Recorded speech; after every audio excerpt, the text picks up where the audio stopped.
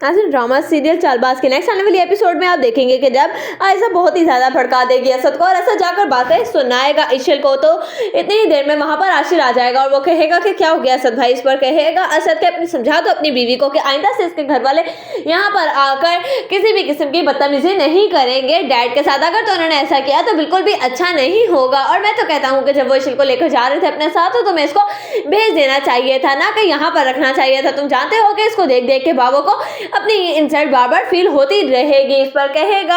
आशिर कैसा कुछ भी नहीं है भाई, देखे ना ये उनकी बेटी है और उनके दिल में जो कुछ आया उन्होंने कह दिया। मैं जानता हूँ कि बाबा से आज तक कभी किसी ने बात नहीं की और मैं आपको यकीन दिलाता हूँ कि आगे भी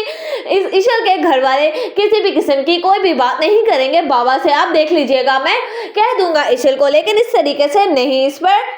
आप देखेंगे कि इशल जाएगी जब आशिर के बाप के पास जाकर माफी मांगेगी और कहेगी कि मैं आपसे बहुत ज्यादा शर्मिंदा और मैं माफी चाहती हूँ आपसे, जो मेरे मॉम डैड ने आपके साथ जिस तरीके का बिहेवियर रखा, यकीन जाने के मुझे नहीं पता था कि मेरी मॉम इस तरीके से बोलना शुरू कर देंगी आकर आपको। मैं इस सब के लिए माफी चाहती हूँ। इस पर कहेगा आशिर का बाप इशल से कि कोई बात नहीं बेटा, मुझे लगता है कि शायद तुम्हें आराम की जरूरत है, इसलिए तुम्हें बस अब अपने कमरे में चले जाना चाहिए और मुझे किसी से भी किसी भी किस्म की कोई शिकायत नहीं। इशल समझ जाएगी कि बहुत ही ज्यादा हर्ट हुए हैं आशिर के फादर और वो फोन करेगी अपनी माँ को और कहेगी कि मुझे लगता है कि आपको माफी मांगनी होगी आशिर के फादर से आकर। इस पर कहेगी जब इशल की माँ के इशल तुम्हारा दिमाग तो खराब नहीं हो गया, हम लोग क्यों आकर माफी मांगेंगे, आखिर सारी गलती भी तो उन्हीं लोगों की थी। इस पर इशल कहेगी कि बस मैंने कह दिया है कि आप आएंगी और आकर माफी मांगेगी, क्योंकि आशिर के डैड से आज तक कभी किसी ने ऐसे बात नहीं की जिस तरीके से आपने किया और आप जानती है कि आपकी बातों की वजह से वो किस कदर हर्ट हुआ है। ससुराल में तो हर लड़की को काम करना पड़ता है ना, और वही सब मैं कर रही हूँ, लेकिन मुझे बिल्कुल भी अच्छा नहीं लगा जिस तरीके से आपने